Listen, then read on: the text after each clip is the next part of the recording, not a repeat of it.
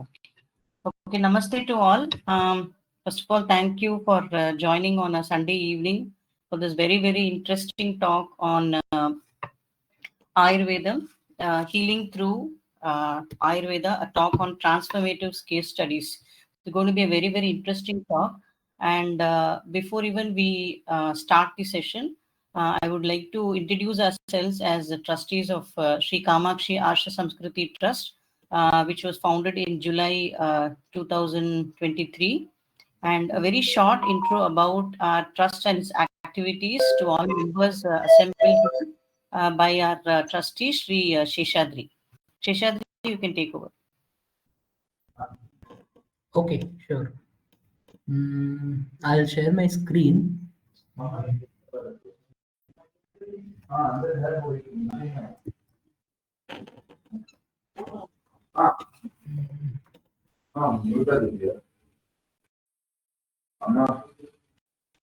Okay, can you confirm if you can see my screen, please? Yes, Ji. Yes, okay. Okay, thank you. Namaskaram, everyone. We are pleased to have with us Dr. Sitaram Prasad sharing his insights on Ayurveda, a system of healing rooted in our Sanatana Dharma tradition. We are grateful to you, sir, for having kindly consented to deliver this talk. To everyone here, I would like to share the mission and service of our trust, Sri Kamakshi Ashta Samskriti Trust, an initiative dedicated to preserving and promoting our dharmic values. So our journey began in July 2023 with the blessings of Jagadguru, His Holiness Sri Sri Vijayendra Saraswati Swamigal of the Kanchi Kamakoti Pitham, who kindly consented to give our trust its name, which is Sri Kamakshi Arsha Samskriti Trust. The very name of the trust carries a deep meaning. Arsha Samskriti, Arsha comes from the word Rishi, the seers who saw the truth, who gave us all the Vedas, Upanishads, and all the sciences that continue to nourish our civilization. Sanskriti means refined culture, a way of life, lived with values, discipline, compassion, and devotion. So the vision of our trust is to preserve dharma through seva. SKAST has three main areas of focus. The first one is Veda Samrakshan or protecting and promoting Vedic learning. The second objective is Go Samrakshanam, supporting the welfare of our sacred cows. And the third objective is education support for families in need.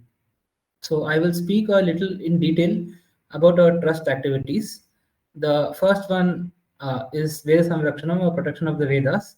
So Vedic knowledge forms the foundation of Sanatana Dharma and Indian civilization. From rituals and festivals to art, music, architecture, and language, many aspects of Indian culture are rooted in Vedic tradition. Preserving it keeps our heritage alive and relevant for future generations. The Vedas are not just religious texts, they encompass profound insights into astronomy, mathematics, medicine, linguistics, and logic. They inspire inquiry and intellectual growth and can enrich modern scientific thought when studied with an open mind. They contain timeless spiritual truths that guide individuals towards inner peace, self realization, and a harmonious way of living. In an age of stress and uncertainty, Vedic wisdom also offers clarity, purpose, and tools like meditation, prayer, and disciplined living.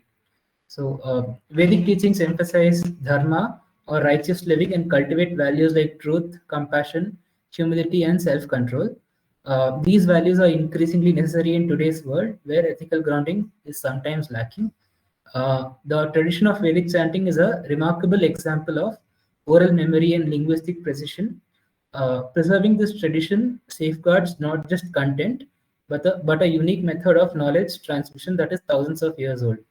So our trust supports Vedic Patashalas, where young boys learn to chant the Vedas as per tradition. We also offer monthly honorariums to Vedic scholars and teachers. The second activity is Gau Samrakshanam. In our Sanatan Dharma, the cow is revered as Gomata, a motherly figure who selfishly nourishes and supports life. So she is associated with several deities, especially Lord Krishna, who is known as Gopala, the protector of cows. Cow protection is thus seen as sacred act, an act of dharma. So our trust provides financial support to cow shelters or gaushalas that care for abandoned and rescued cows. We also encourage the use of desi dung cow products like ghee, dung cakes, doop, etc. Raising awareness about the sacredness of the cow in Hindu Dharma also forms an important objective of our trust. So, thirdly, I'll elaborate on the support that we provide for marriage expenses for Vaidika families in need. Uh, so, uh, many times our trust has been involved in providing the support for marriage expenses, especially the Tirumangalyam expense for families in need. So that is one other activity that we do. Fourthly, we also conduct activities aimed at fostering our Sanatan Dharma, such as shloka recitation programs and workshops to instill dharmic values in the next generation.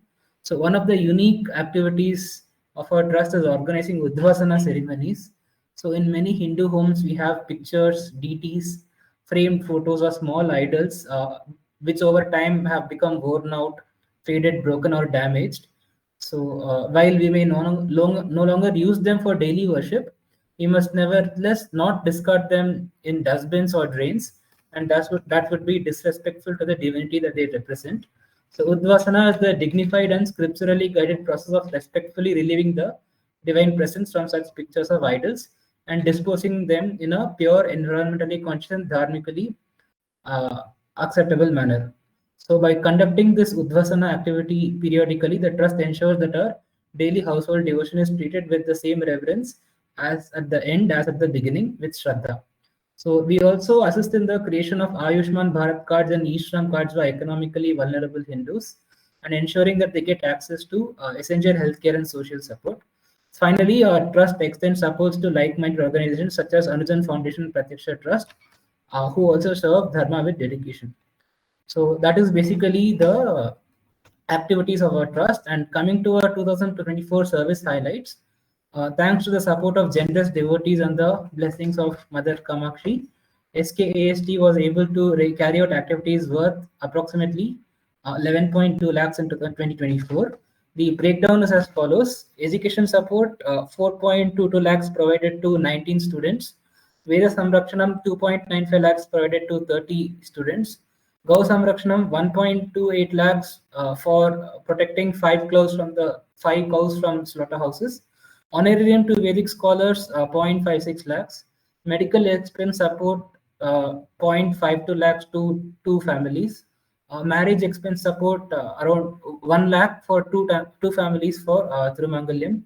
And support to Anujan and Pratiksha Trust is 0.65 lakhs.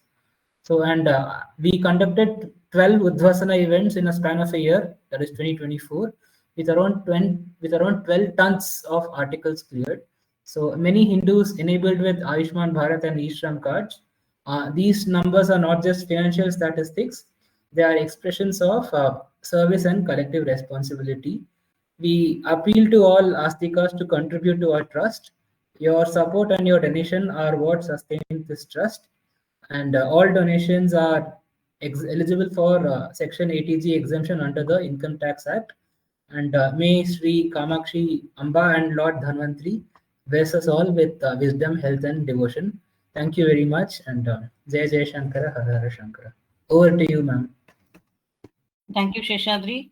So, without giving more time, we will let us. Can you unshare the PPT, Sheshadri? Yes. So we will go into the talk, and it's going to be a very, very interesting talk. Uh, Before we start, I would just like to give a case study that I received from my friend. She's a parent and she's there in this meeting. So she has just sent me the message like how her child, who's 6 years, was recommended for a government surgery for both the ears. Since she was diagnosed with glue ears, she had a severe hearing loss on both the ears. So she did not opt for the allopathic treatment. Instead, she went for the Ayurvedic ENT treatment with one of the doctors at Sri Dhariyam Eye Hospital, Fraser Town, for 1.25 years. Now the child's ears are completely normal without taking a single allopathic tablet. So that's the power of Ayurveda. And before we start, we have a very short. This is only one case study. We will delve into many more case studies through our honorable guest today. Before we start, a short introduction about Dr. Sitaram by Sri Sundar. Namaste. Am I audible? Yes. Okay. Uh, Jai Shri Ram and welcome everyone for this talk. So it is a great pleasure that we introduce Dr. Sitaram Prasad. He is a distinguished figure in the realm of holistic healing. He was born in Suliat Taluk, Karnataka, and Dr. Prasad's academic journey culminated in BA, MS, DEM, MD in Ayurveda, and several other certifications in yoga. For over 3 decades, he has been the guiding force behind Ayurveda Kutiram, renowned specialty Ayurvedic hospital in Bangalore, where he seamlessly integrates Ayurveda, yoga, and modern medical insights. Beyond his trivial beyond his practice, private practice, Dr. Prasad has touched the lives of over 8 lakh individuals, serving as a trusted consultant to numerous dignitaries across various fields. Dr. Prasad's contribution extends beyond clinical practice. He holds the esteemed position of president of Mahanandi Gau Loka. Okay, so this is a very big, significant Gaushala. His dedication to research is evident through his involvement in studies focusing on Ayurveda's potential in managing conditions like HIV, diabetics, and asthma. A strong advocate for indigenous cattle breeds, he actively organizes related events. As the managing editor and publisher of Ayurveda Line, an international medical journal, and chief yoga therapist for the Stop Diabetic Mellitus project, he actively disseminates knowledge in these areas. Dr. Prasad has also held significant roles in community organizations and the Sri Ramachandrapura Mutt, demonstrating his commitment to societal well-being through numerous free medical camps and his work with Arogya Bharati. Interesting is he's a polyglot fluent in 7 languages. Dr. Prasad stands as a beacon of integrated healthcare and dedicated service. Over to you, Dr. Prasad.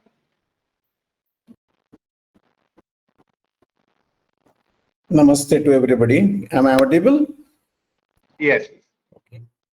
Namami Dhanvantari Madidevam Surasurair Vandita Padapadmam Loke Jara Rukbaya Mrityu Nasham Dhataramesham Vividhaushadinam. Pranams to the God of medicine Dhanvantari and the gurus who gave us this knowledge. Shankaram Shankaracharyam Keshavam Bhadarayanam Sutrabhashya Kritam Vande Bhagavantau Punah Punaha. Sarvamangala Mangalye Shive Sarvartha Sadhike Sharanye Triambake Devi Narayani Namostute. Pranams to the lotus feet of Jagat Gurus of Kanchi Kamakoti Pitam and the Kamakshi Devi.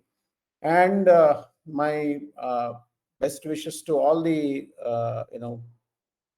trustees and members of your trust, who are conducting wonderful work in our city, Kamakshi Seva Trust. I'm really glad to know about your trust through you, Mr. Sundar, and all of you. So today's subject, will be a brief introduction to Ayurveda. A few introduction regarding the basic concepts of Ayurveda. Ayurveda, as you all know, the mother of all medical sciences presently existing in the world. The other medical systems, they may not consider this as the mother science, but we all know it is the mother medical science. So Ayurveda would have originated as early as somewhere around 7,000-8,000 years back in India. The history says it is much older than that, but at least we have a written history of Charaka Samhita, Shushruta Samhita, Vagbhata Samhita, which all date back to minimum 3,000 to 4,000 years back, before the Common Era. A minimum 3 to 4,000 years before Common Era. So Ayurveda has been the only medical science which used to take care of all the health issues of the subcontinent. And luckily we have few treatises, the books which were written those days. Many of them were lost when the invaders burned our universities in Nalanda, Takshashila, and many other universities. But as of now, we have Charaka Samhita, the main textbook of Ayurveda, which extensively deals with all the medical issues, health issues of human beings, mostly, therapeutic ways of, healing through oral medication or panchakarma. And the other textbook called Shushruta Samhita, which is majorly dealing with all surgeries, important surgeries which are done from those days, which are even today practiced the same way Shushruta used to practice. Of course, surgery has gone beyond all the limits. It has become very predominant way of practice in allopathy. But even all the allopathic surgical books mention Shushruta as this father of surgery even today. So this is a important recognition for Ayurveda. But unfortunately, even today, the medical field worldwide calls Ayurveda as alternative system of medicine, but which is not true. It is the mainstay of medical system. When there is no answer in other medical system, everybody turns to Ayurveda. So how can that be an alternative medical system? So this is the mainstay of the medical system. All other systems which came to existence later on, are offshoots of Ayurveda. As you all know, when people came from outside to India, to our universities and studied Ayurveda in this country, and they went back and started practicing in their own countries with their own languages. They wrote their own books, and later on, everything became a new system of medicine in different countries. And today, Ayurveda as such in this name is being practiced in Indian subcontinent and Sri Lanka, Nepal, and nearby countries. And Ayurveda has all the basic, departments of modern medical science. What we have today is called as Ashtanga Ayurveda. 8 main departments like general medicine called as Kaya Chikitsa, surgery or Shalya Tantra, which is these are the 2 main departments. Apart from that, Stri Roga, that is OBG, the gynecology department. Like that, 8 different pediatrics, Bala Roga, all the 8 different departments what we see today. Of course, we have more departments now, but in the early stages, those some 7,000-8,000 years back, they have classified Ayurveda therapeutics into these departments. So today, being the modern days where we have very less time, we want cure very quickly. Even though we have very fast growing modern medical science, in India, at least 80% of the people take Ayurveda medicines even today for at least one or other reason in their lifetime. 80% of the people of our subcontinent take Ayurveda medicine for one or the other of their problem. And in the world today, 20% of the population have come to know about Ayurveda. And at least, some of them have taken some of the Ayurveda treatment, like very popular medicines like Ashwagandha and some other, Ayurvedic herb. So curiosity to know about Ayurveda has increased so much, and people from different countries come to India to learn Ayurveda regularly. They join regular Ayurveda course, what we have in our country as Bachelor of Ayurveda Medicine and Surgery. When I was studying Ayurveda 40 years back, we had some 100 colleges in the country. In our Karnataka state, we had around 9 colleges, whereas we have more than 400 Ayurveda colleges now.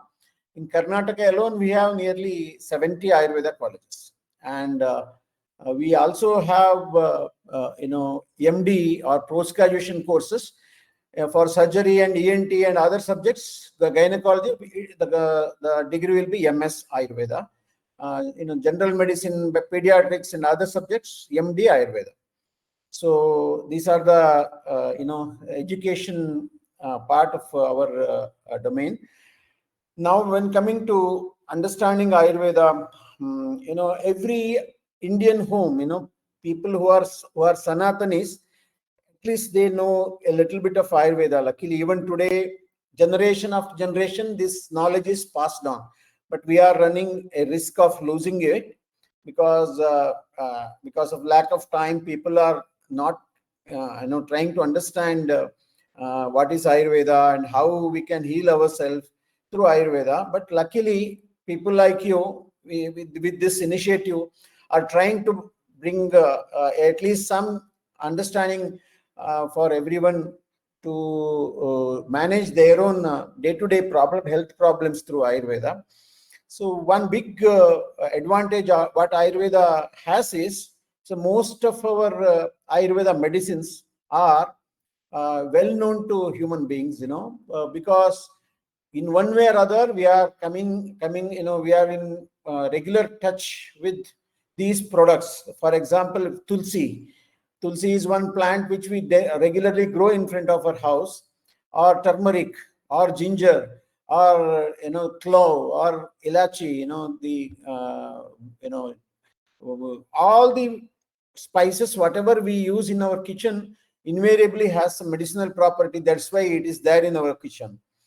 Or whenever we go out of the house, whatever greenery we see, at least there is one or other herb which is used for medicinal purpose all around us. So there is a great saying, Jagatyeva Manoshadam Yojakas Tatra Durlabaha. There are thousands and thousands of plants and herbs all around, medicines all around, but we don't know what is used for which condition, like that. So I have been in regular Ayurveda practice since 1990, almost 35 years now. And luckily, those are the days, Ayurveda was not even considered as a, medical system, and people used to have a lot of apprehension. Luckily, over a period of 3 decades, we could change the scenario into a situation wherein, King and Queen of England come to Bangalore for their regular, treatment in Ayurveda, under Ayurvedic guidance. And these are the days where, prime ministers of many countries come to India for their treatment in Ayurveda. The advantage what Ayurveda has is it is holistic in nature. Hope most of you can understand English. I can continue only with English, because if I start talking in Kannada, many may not understand. I think it is better to continue in English. Yes, sir. Yes. Okay. So the advantage with the Ayurveda is it is holistic in nature. So whatever food we eat, we have understood it Ayurvedically. The day-to-day food what we eat is designed according to Ayurveda. So what to eat in the morning, what to eat in the afternoon, what to eat in the night, when to eat, what to eat, and how to eat. All these guidelines, whatever we have in our homes today, are basically based on Ayurvedic principles. Of course, we have been going away from these rules and regulations, but it is good for our people's health to follow those rules and regulations. As simple as we are supposed to get up early in the morning, called Brahmi Muhurta. Brahmi Muhurte Uttishte. This is the rule. When coming to what time you have to get up. So ideally, as early as 6 in the morning, 4:30 to 6 o'clock. that time is very good to, wake up in the morning. Brahmi Muhurta is the time where, there is a lot of oxygen in our in the environment around. If you get up early in the morning, do some exercise, do some pranayama meditation, lot of health benefits are there. So this is the one thing regarding what time you have to get up, and you have to have bath before having your breakfast. One should not have breakfast first and then have bath. Is not good for health. This kind of rules and regulations are there in our families, but of late people think eating first and taking bath afterwards is also fine. People have lunch and immediately after that they will have their bath. It's not advisable to do that. So always have bath first, then take your breakfast, lunch, or dinner. So like that, there are so many principles Ayurveda has established, and most of them are based on Vata, Pitta, Kapha principles of our body.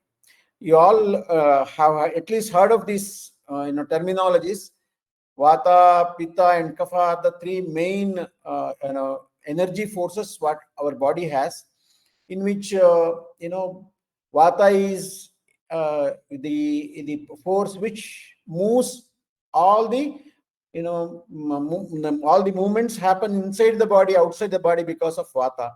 The energy that digests our food and the color what we get in our body for different parts of the body, all are mediated through Pitta, and Kapha is the physical structure. The structural integrity what we have is all because of the Kapha in the body. Broadly, we can understand our body through these three principles. And when it comes to treatment part, we work on these three principles only. Body is understood through Vata, Pitta, Kapha. Disease is also understood through Vata, Pitta, Kapha. And even by holding one's nadi, that is pulse, we can understand what is the level of Vata, Pitta, Kapha in the body. Accordingly, we give the medicines to all the health issues. So starting from digestive system to nervous system to psychiatry, most of our health issues in whatever we treat in Ayurveda, we understand each time with these principles only: Vata, Pitta, and Kapha. So each individual will have his own body, Prakriti we call nature. Some will be having more of Vata, some will be of more of Pitta, and some will be of more of Kapha. So this understanding also very unique. With the discussion with any patient, we will be able to understand one's nature, body nature. For example, through popular figures of our country, I can explain you some of those features. Mahatma Gandhi, we all know how he was, how he worked, what is his stature, all that. He's a typical Vata person. He used to move very fast. His mobility, the speech, the way he worked, the way he used to conduct all these satyagraha, all that movements. It's all because of his Vata nature. The tall personality, shrill voice, a little bony structure. This is the typical nature of Vata. These people are, little go-getters. They will not, think of getting some position. They will not, ask for some, personal gain or something, but they are always oriented towards doing something. When it comes to Pitta people, typical Pitta features are there in our first Prime Minister Nehru, Jawaharlal Nehru. The diplomatic nature of Nehru's personality, and the way he managed his tenure as Prime Minister, different way things, whatever he used to do in his life, all his nature, we can give as an example for Pitta nature.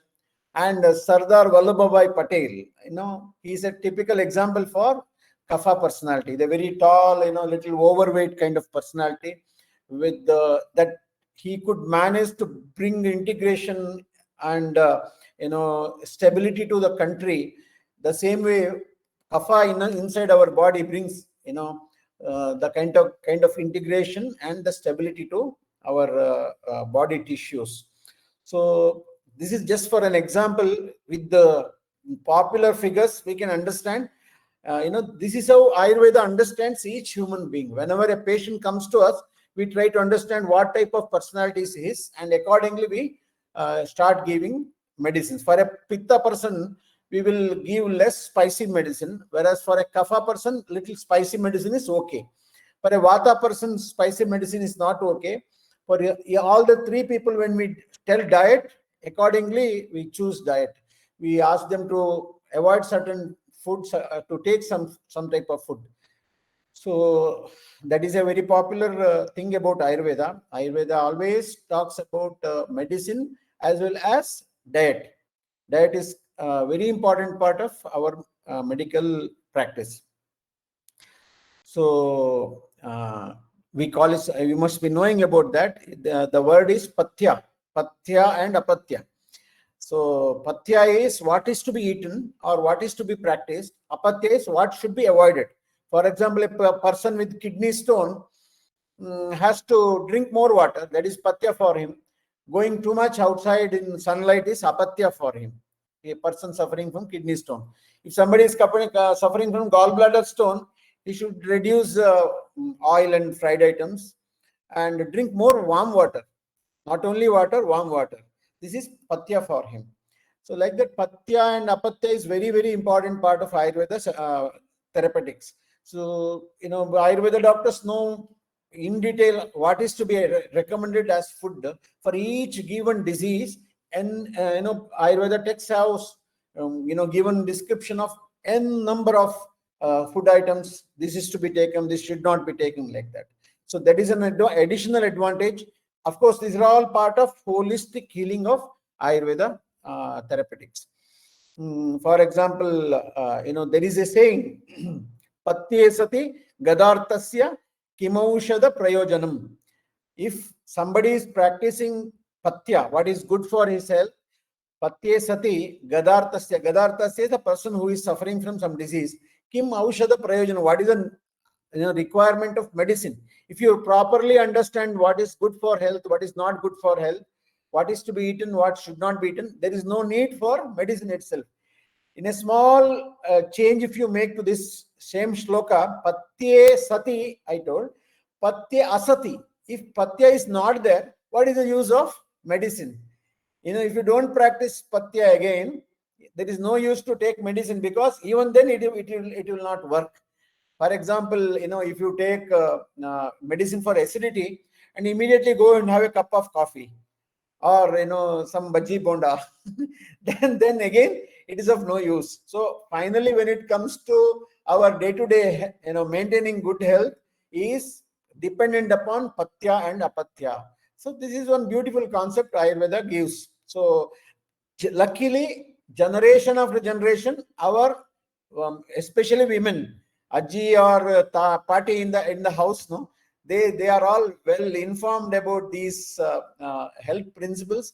They have been talking regarding this to us. Whenever you must be remembering when you used to fall sick in childhood, they used to give you ganji. They used to put you into little fasting, not to eat this, not to eat that, not to go out, take rest. All these principles are based on Ayurveda. Ganji or the rice ganji, is one of the wonderful patya thing for our, for generally all diseases, especially for people who are suffering from fever. Let it be malaria fever or typhoid fever or whichever fever, dengue fever. But this patya is basic. Whenever somebody is running temperature, he has to fast for first at least 1 or 2 days. Fasting with little ganji here and there, warm water, more of liquid diet is advisable. This helps in recovering from fever very fast. Like that, for each given disease, there is one or other patya recommendation from Ayurveda side. So coming to case studies, I think the idea of today's talk was mostly based on, to talk on case studies. Let me. I didn't understand that. Okay. Case studies generally, are very interesting with Ayurveda. As in the introduction, you told about a child who went to Ayurveda doctor for ENT problem. I too have such wonderful experiences. A old person aged around 70 came to me for the treatment of back pain, lower back pain, lumbar spondylosis with radiculopathy in the right leg. Radiculopathy is a kind of pain originating in the back going to the leg. Sometimes we call it a sciatica pain also. So such kind of disease presented at my clinic, I started treating him for that, and within 8 days or 10 days, the basic early results started coming, and his pain started reducing. So we do Panchakarma therapy in our hospital. I will talk about Panchakarma later on. As a case study, we didn't do Panchakarma for this particular patient, as he was poor person. So after 2 months of the treatment, his back pain completely got cured. That radiculopathy was not existing. That sciatica pain was also not existing. But in the meantime, that old man came with another revelation what he experienced during the treatment. Soon after this treatment, after 2 months, he had difficulty in hearing, hardness of hearing. But after 2 months of back pain treatment, he started hearing better. His hearing he had lost hearing. Actually, he was using instrument for better hearing, but now he is able to hear properly with Ayurveda treatment.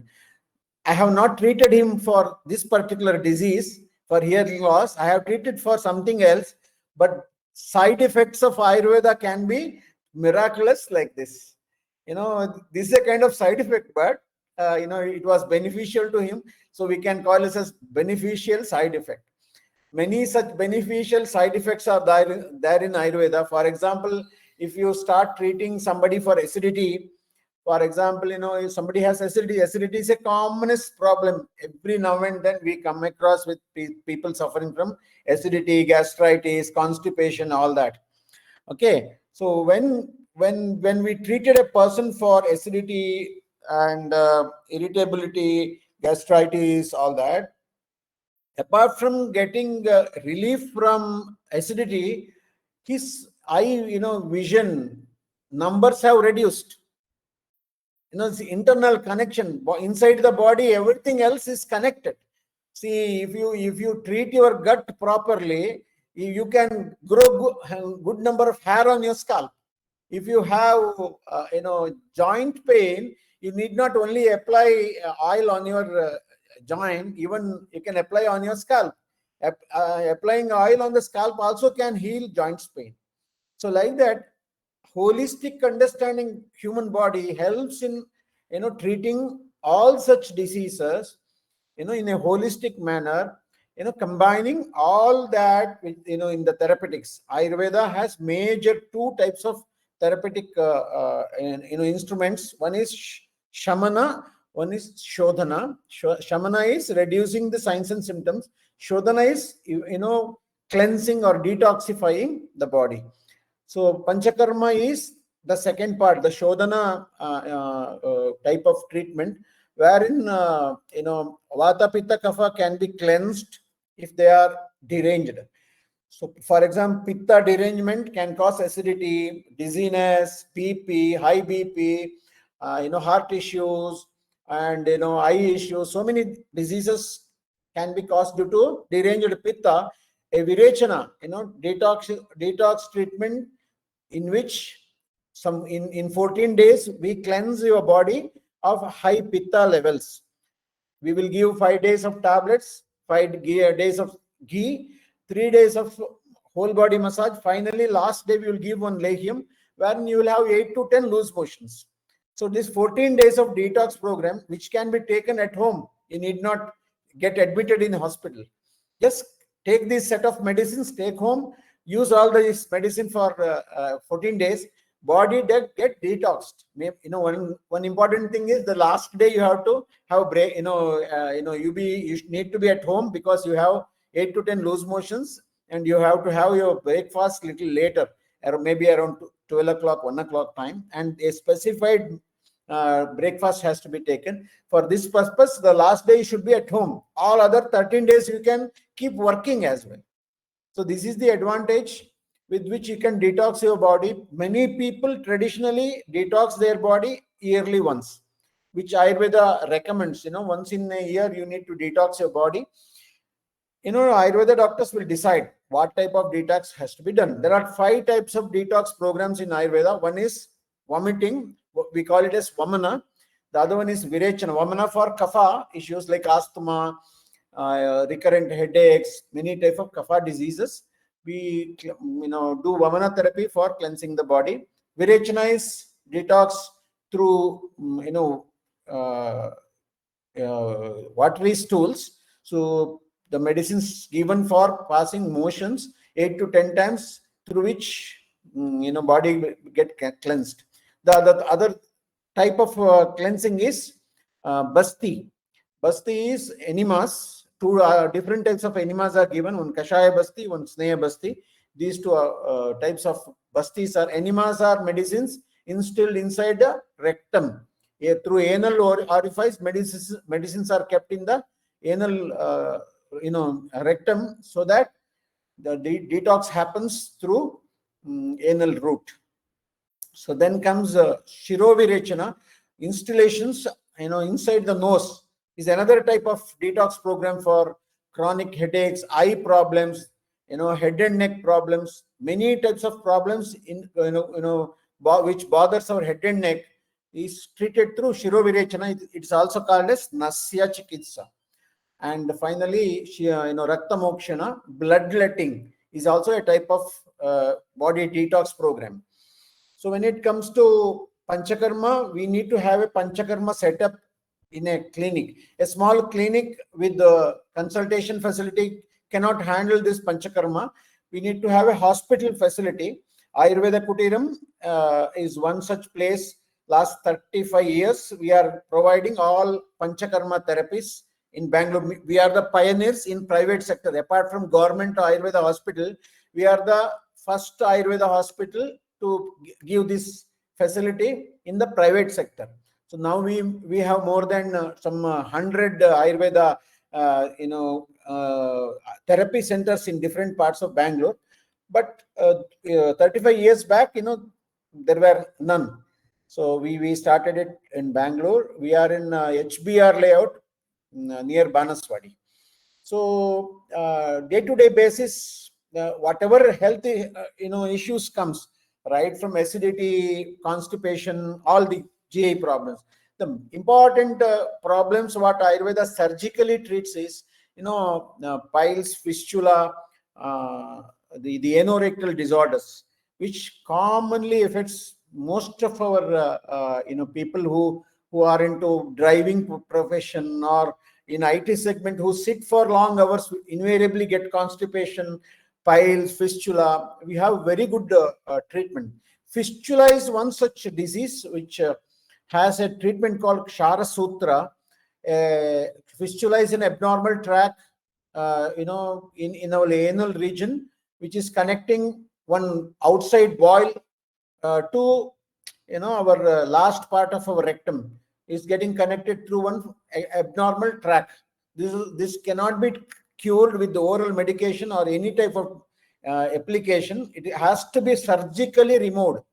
Modern medical treatment is to remove it surgically, but Ayurveda has a parasurgical method. We introduce one thread, medicated thread, through the track of that fistula and bring it out through the anal sphincter and put a knot there and keep it for 1 week. Next week we will tie the new thread and it will be pulled through the same orifice and tied again. Like that's 8 to 10 weeks of treatment of Kshara Sutra, medicated thread. 7 layers of alkali are, 7 layers are there on that thread. Each time when we put a new thread, this start, curing those, abnormal track inside that mucous membrane will be cleansed. Each week we change it. Within 8 weeks or 10 weeks, the whole track will be healed and it will not recur. A modern medical surgery, if we do, there are every chance of recurrence in surgical treatment, but this Kshara Sutra treatment completely cures this problem. So nowadays we have a major health issue which bothers most of our people is heart related health issues. You must be aware of, recently we lost one of the very young star of Kannada film industry, Puneet Rajkumar. Such young age, we lost him. So this has become a common thing in many of our, young people, especially who have a lot of stress in their life. So for that purpose, now in Ayurveda we have started, treating it vigorously. So because most of the time, if you don't properly understand how our heart functions and how Ayurveda can holistically heal it, it is very difficult to prevent heart diseases in future. So we in Ayurveda we have a wonderful medicine called Arjuna. Arjuna is a plant which is very popular in Ayurveda. We prepare a arista called Arjuna Aristam for heart ailments, along with many other medicines. This is also one important treatment, therapeutic line of treatment what we have in Ayurveda. But the most important therapeutic treatment what we have is for nervous system. It's the most important part of the Ayurveda, musculoskeletal disorders and nervous disorders. Our human brain and all the nervous systems are, as we age, develop so many health issues like demyelating. The outer layer of the nerve gets, little weak, and we start getting, fine tremor in our hands, memory loss, difficulty to, get sleep, and so many other diseases. But Ayurveda has very good treatment for all such things, especially cervical spondylosis, lumbar spondylosis, and the radiculopathy, all the pains what we develop in the body because of nerve and musculoskeletal disorders. So with this brief introduction to Ayurveda, each disease we can speak extensively for at least 1 or 2 hours. Let me conclude my introduction to Ayurvedic therapeutics and world of Ayurveda. If you people have any questions, I think we can. You people can start asking questions. I can give some answers.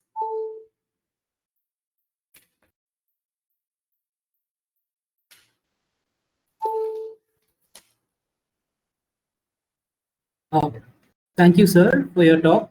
So if there are any questions, audience can ask them or put it in the chat. Anything is fine.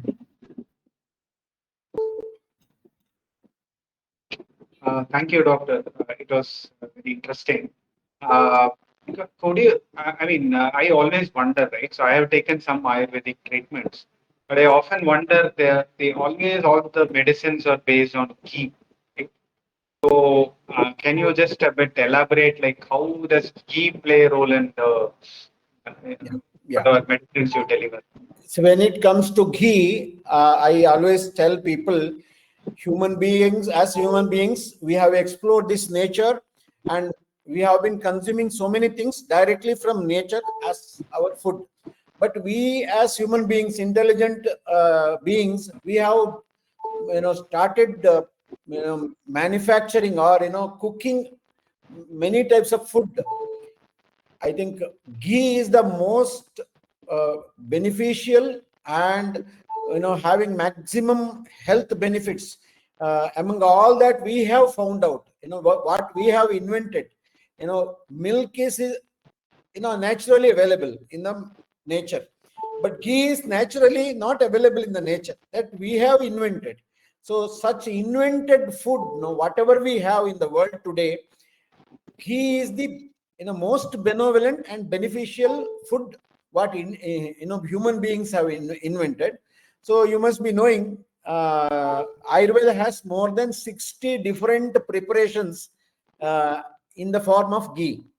The Brahmi Gritam, for example, Kalyanaka Gritam, or Ashwagandha Gritam, Trifala Gritam, okay, Kalyanaka Gritam, Panchagavya Gritam. Like that, there are more than 60 different Gritams which are extensively used in the Ayurvedic therapeutics. So Grita is one thing, ghee is one thing, which is very beneficial to control Vata as well as Pitta. That's why all our therapeutics, invariably we are ghee based. One advantage with ghee is it never gets spoiled. If you keep it 1,000 years also, it will not get spoiled. And we have already some research is going on in different parts of the country. We have more than 800 years old ghee available even now, and it is not getting spoiled. Instead, the therapeutic value increases in it. So ghee can be put directly on your eyes. For example, this Trifala Grita is very good for eye issues. If you don't want to wear specs, you can take Ayurveda treatment to remove the specs, especially in children. So Trifala Grita is one such medicine which can be very useful for eyesight. Whereas Panchagavya Grita is good for stress, a little bit of psychiatry problems, like people who have gone mad, or too much of stress, depression, maniac, having all types of psychological or psychiatry issues. Panchagavya Gritam is one good medicine. Panchagavya, you must be aware, made out of cow products, cow dung, gaumutram, milk, curds, and all the 5 different things from cow will be made into a paste, and that with the ghee we cook it. So that ghee preparation is called as Panchagavya Gritam, very good for psychiatry problems. So back pain, for example, in Panchakarma we give basti, that is enema. Most of the medicines are ghee based medicines. So ghee has wonderful health benefits, even though it is purely fat, or we call it as saturated fat. So when we consume ghee, we may not understand how beneficial it is, but invariably our brain, our nervous system, the Vata and Pitta in our body will be in normalcy if you take ghee every day in at least 1 spoon or 2 spoons. We have to consume to keep up our health. So most of our Ayurveda products are ghee based, and one important thing is ghee should be made out of Indian breed cows milk, not the Holstein or Jersey thing. But most of the products available in the market, we don't know what it is. Luckily now all our goshalas are manufacturing good quality ghees. I think in days to come this movement will take up, and the ghee what we use in all our medical medicine manufacturing will be definitely of Indian breed cows. So this is about ghee. One more follow-on question.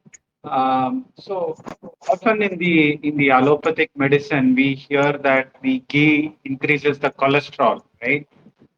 Is that a valid thing, or like what do you? That when you test your blood, definitely there will be an increase in your cholesterol level if you take more ghee. Definitely, if not total cholesterol, it will increase your triglyceride. Okay, because ghee has a lot of triglyceride in it. So, but the high levels of triglyceride in your blood, because of ghee taken, will not cause any health disease. Your HDL will also increase, provided it is Indian breed cow ghee. That is one one important thing to be noted.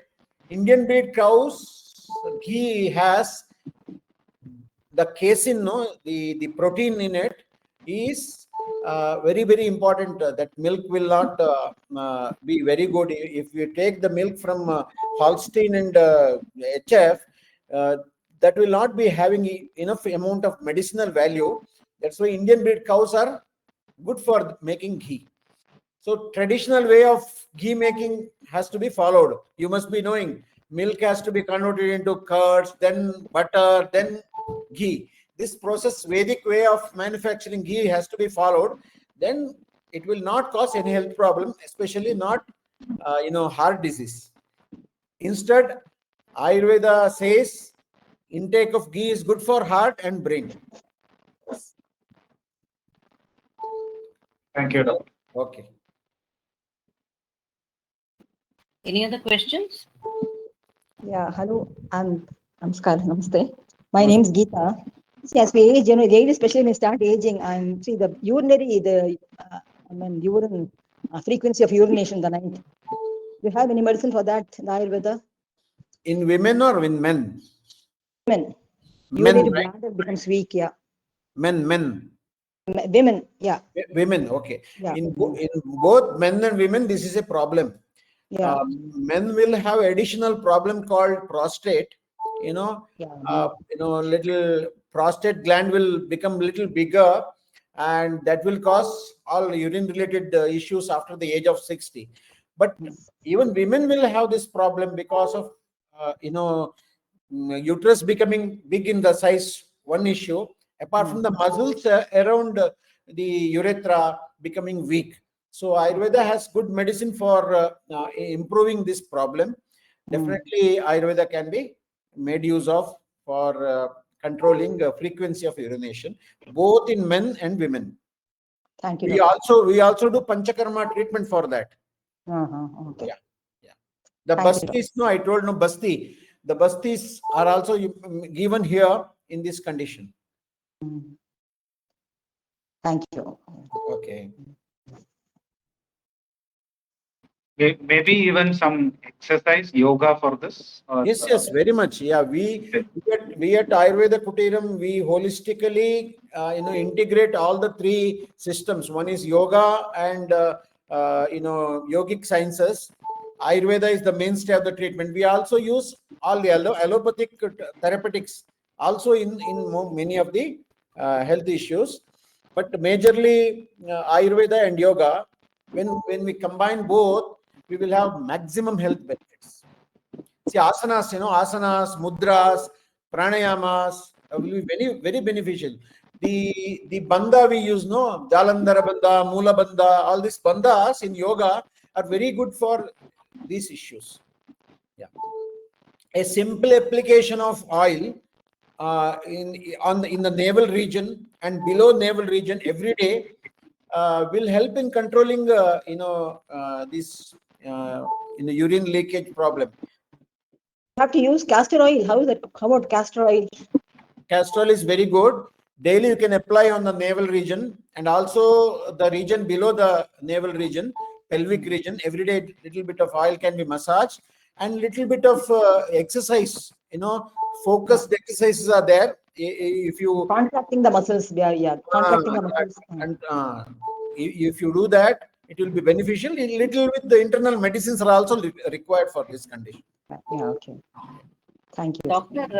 Doctor, you said about surgeries in Ayurveda. What kind of instruments do they use? Do they use the allopathic instruments? Because we have not seen any Ayurvedic surgery as such.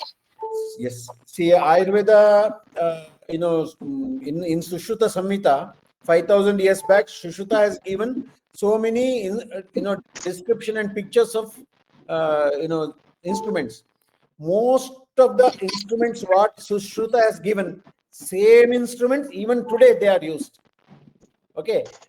The manufacturing method would have improved.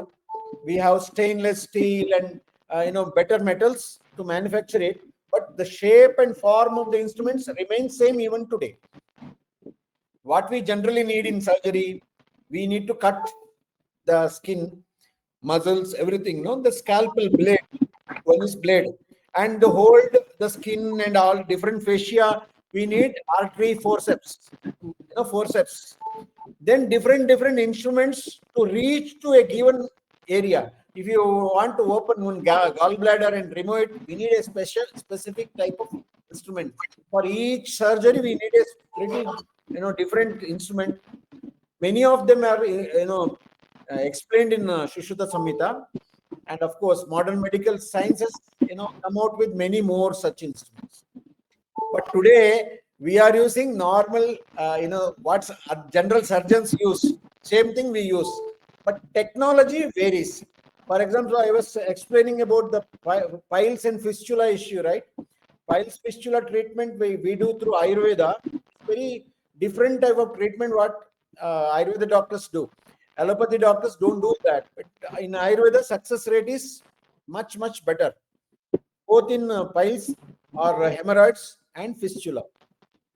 We also get another problem called fissure in ano, the cut wound in the anal region. Women during pregnancy, childbirth commonly get this. So many times it will not heal, but Ayurveda has very good treatment. With the non-surgical only, Panchakarma, through Panchakarma we can cure it. Yes. The best part of, day-to-day treatment, what generally goes for surgery, cervical spondylosis, the spinal cord getting pressed because of the disc bulge, and most of the people will go for surgery. I, strongly recommend each one of you should suggest such patients to go for Ayurveda. The Ayurveda therapies, like Griva Basti, Kati Basti, Matra Basti, and internal medicines can completely cure it. Never go for surgery of disc bulge, in the neck and the at least when you do an MRI and this is found out, please take one opinion from Ayurveda doctor. Don't go for surgery immediately. Yes. Even in knee replacement surgery, the early stage in which, most of the people will have knee pain, right? We do, Janubasti and other massages. The knee pain can also be improved so that degenerative osteoarthritis, in the knee can be very well cured. Yes. Doctor, we have a question. Yes. Soumyaji wants to know the importance and the way of frequency of betel leaves consumption from the Ayurvedic perspective for both the women and men and age group. Yeah. So we traditionally call it as Tambula. In a Shodashopachara Puja, whenever we do worship God, traditional way of puja is 16 different ways of puja is there.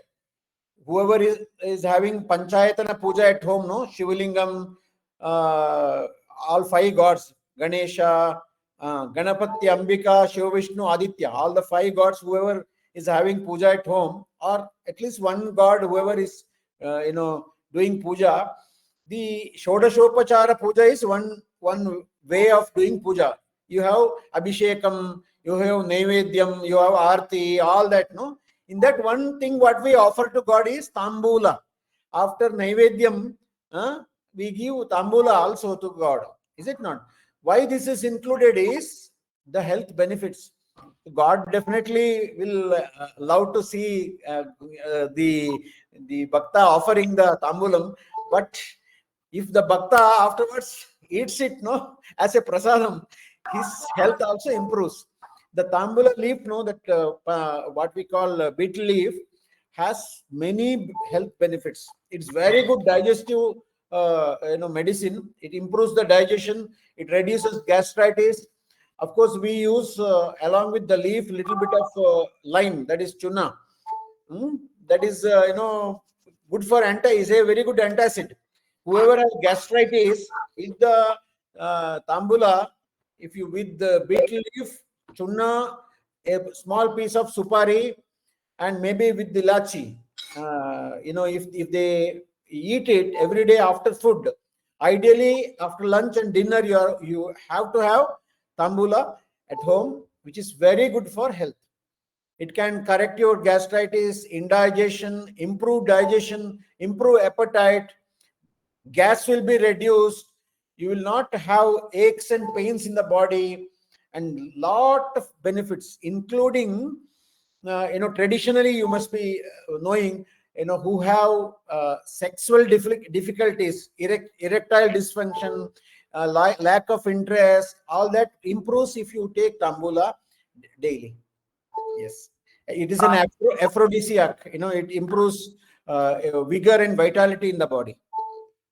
Yes. One more question. I think you've answered this, but still, does Ayurveda help cure mental disorders like sleep disorders and anxiety?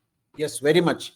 Ayurveda, has a vast, chapters having very vast explanation regarding these diseases, including epilepsy. You know what is epilepsy? The people get seizures, no? We call fits, epileptic attack. That is called as apasmara in Ayurveda. Apasmara people will have memory loss, short-term memory loss. So this particular disease has very good cure in Ayurveda, apasmara, and of course stress. Most of the psychiatry. One important thing what we come across regularly is depression. Other thing is anxiety. Anxiety and depression are both sides of the one coin. Either depression or anxiety. People keep getting that. Ayurveda has very good cure for that. Mostly Grita based medicines like Kalyanaka Gritam, Brahmi Gritam, Panchagavya Gritam. These are all very good for that. We can treat sleeplessness, insomnia also. See, right from Ashwagandha, there are so many medicines for insomnia. People who don't get sleep, as simple as oil on our scalp can help in getting sleep. Apart from that, internal medicines are also there. You take Bornvita, Complan, all with the milk, right? Horlicks. Instead of Brahmi as granule, we get it in the market. Brahmi powder with milk is a very tasty drink, and it helps in getting the sleep also. There are so many medicines in Ayurveda for sleeplessness. As simple application of oil on the scalp, palm and sole can help in getting sleep. And we other question, so I think Sundar asked how ghee is being used in different conditions. Instilling the ghee inside the nostril is also one of the ways to get good quality sleep. Little bit ghee is applied inside the nostril. Any other questions? Vaishnavan from Delhi. Good evening, sir. We had wonderful tips. I was listening to you. I joined a bit late, but it's very, very, very useful tips. I've got to share something with you. One is that modern day lifestyle is also one of the major reasons for knee problems. If somebody were to sit, squat on the floor, that itself is yoga for me. Because many people are unable to bend their knees, and most of us are using the WC toilet. We don't use the Indian seat, and we do the cooking on a platform. We eat on the dining table. I think we can do a bit of change in our lifestyle. Some of these things we can overcome. Definitely, they're very true. Probably at least all the 3 times when we eat food, we make sure that we sit on the floor. That will be very, very good for we will end up eating less food. We will not overeat. First thing. Second, the digestion will be better if you sit on the floor. Third thing, every day when you sit on the floor and get up from the floor, definitely you will have better mobility. Your knees will be more flexible, not only all other joints. I'm 75. All of a hat, I squat on the floor. I am very active. Another thing Vasudha just now said about sleep disorder. Music therapy is also equally good for this one. I will quote one example. During the Second World War, Mussolini had insomnia, and somebody told him, Pandit Omkarnath Thakur, an Indian classical musician, Hindustani music. He was summoned to his office. There he went and sang Purvi, which is equivalent to Nilambari, which is like a lullaby for the children, you know. So he did that, sang, and immediately he started snoring. He, in fact, emotionally, there was an outburst. He cried. Then he told him to stay back. Of course, he wouldn't stay there. But this is something which there is something called madrasmusings.com. Madrasmusings.com. I found all these type of interesting things in the history. You can also go and look at it, sir. Madrasmusings.com.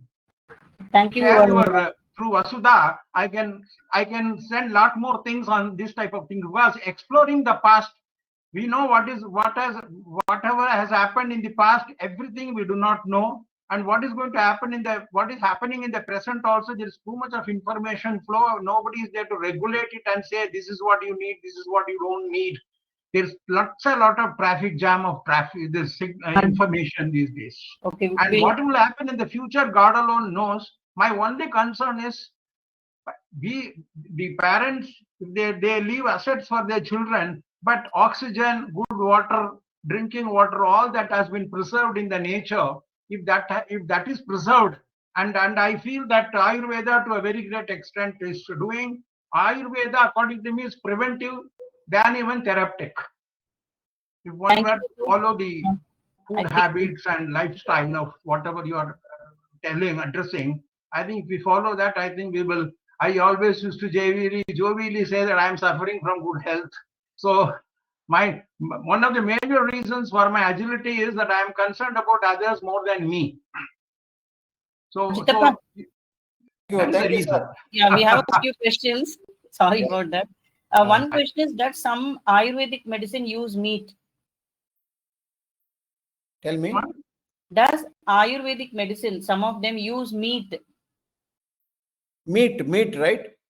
Okay, yeah. Ayurveda uses different things available in the nature, including meat, bone, conch shell, and different types of things available in the sea,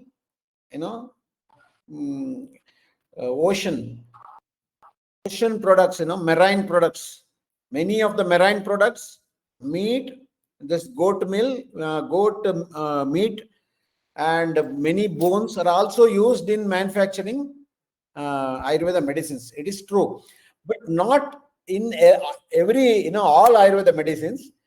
Ayurveda medicines, if you keep counting, there are some 1 lakh different types of Ayurveda medicines available in the market today. Out of which, only 3 to 4 products are having goat meat. Okay, there is something called Ajamamsa Rasayanam. It is made out of goat meat, and Shankha shell, the conch shell, we don't consider it as non-veg, but even that shell is made use of in manufacturing Ayurveda medicines. So some bones, and some animal bones are also used to manufacture some arka.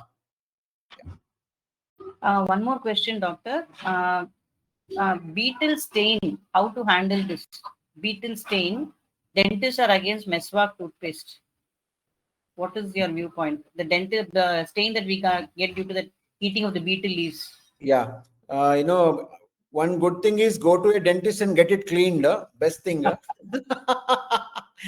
To prevent that, each time you eat, just brush your teeth.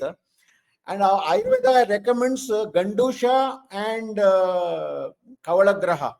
Gandusha is medicated oils are kept in the mouth, and we do hold it for some time. Kavalagraha is, gargling with kashayams, different type of Ayurveda kashayams. We do Kavalagraha so that, our dental health is taken care of. So not only dental health, oral health, and you must be, recent days it is very popular as oil pulling. But oil pulling is traditionally Ayurvedic technique. You hold the medicated oils inside the mouth, which is good for many health issues of head and neck, especially neck pain and all that. Of course, definitely dental health will improve like anything. Yes. The last question. Like allopathy, do we have outlets to buy medicines like general medicines like Dolo, Sinaris, where we can buy without doctor's prescription?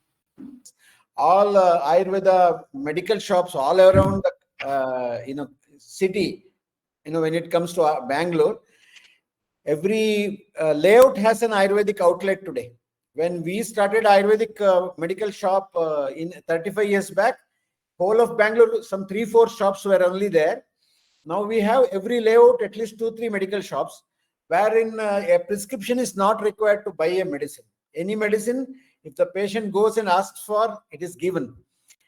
They don't ask for prescription. But always my recommendation is normal Triphala powder or any day-to-day use Amalaki powder. There is Avla powder or regular what we use with our common knowledge. You can buy like that. But when it comes to therapeutic usage of any medicine, ideally take doctor's guidance. Like understanding Vata Pitta Kapha of each individual is very important. That's why better consult doctor. I think we won't have any more questions. Sundarji, can you conclude?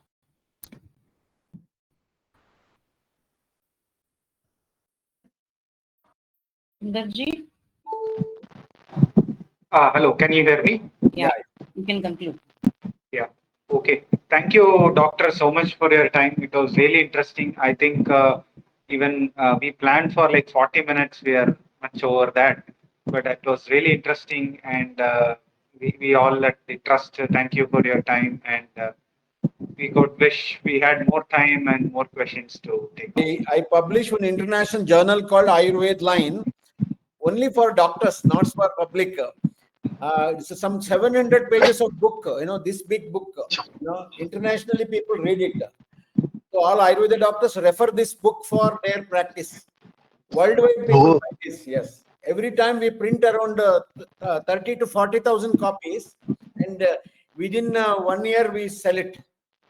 Okay. So, yeah. Excellent. Thank you, Doctor. Thank you, Doctor. I'm sure we'll get back to you for another interesting session. Yeah, you Yes. you can share my mobile number with all your friends. Yes, sure. Definitely. Jai Shri Ram. Jai Shri Ram. Thank you all for joining. We plan to have more talks on Indic subjects month on month. So that will be our aim. And the next month we have also lined up for another interesting talk, which we will soon let you know. So please be in the Cast Indic Talks group for updates. And for now, it's Jai Shri Ram from all of us. Jai Shri Ram. Jai Shri Ram. Namaskar. Thank you for kind hearing. Thank you. Thank you. Thank you. Nice to have interacted. Very nice. Thank you.